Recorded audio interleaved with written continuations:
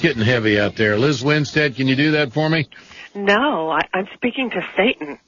I can't even believe I called into the show. I'm glad you did. How are you doing?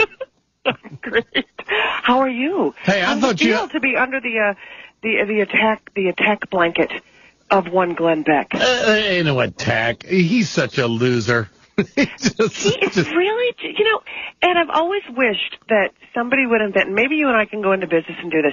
If somebody would invent, those shot collars that you put on the dog, that when they bark, they get jarred? If we could make one that actually fact-checked, and we just put it around Glenn Beck's neck, and when he spoke, or just fake tears, if it could detect when tears were actually crocodile tears, and then you just get electrocuted by the water and jarred, that would be awesome. Just force him to wear it.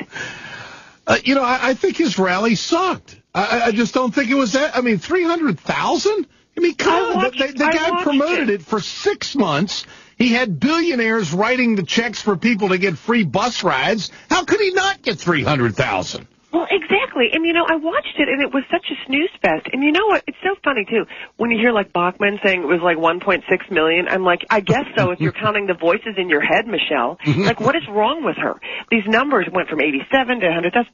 Anybody could get 300,000. And you want to know what's interesting? A friend of mine from D.C. was up yesterday, and he was talking to me about when these rallies come to town.